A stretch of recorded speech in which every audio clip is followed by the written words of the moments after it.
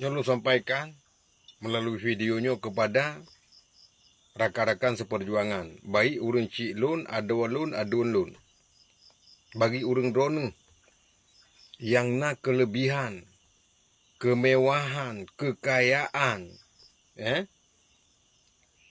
harta melimpah yang kepesinggah li Allah, bak urang drone nak ke mesebab dengan perjuangan.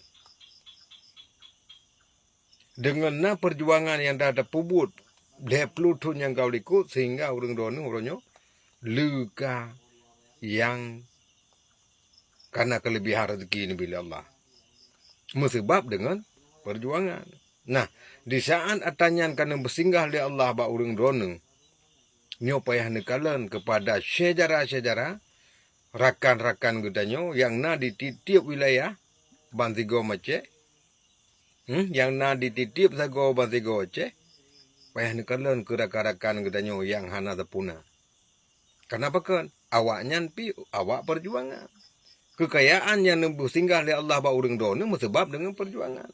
Nejak bakan tunyo, nejak bakan tuji, niat lobby keno, niat lobby kede. Nepublonan perjuangan. Sehingga na kemudahan bila Allah. Mudah rezeki urang drone. Dari hana motor kai ni belah motor, dari rumah jambu kai ni pegak rumah gedung. Dari hana tram BU pi horonyo kan belah lampu hektar-hektar.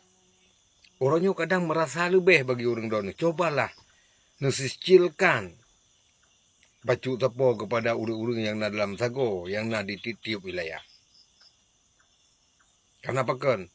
Kekayaan, kemewahan, kemegahan yang kena bersinggah li Allah bak urang drone nak ke maksai dari perjuangan. Yang ingat.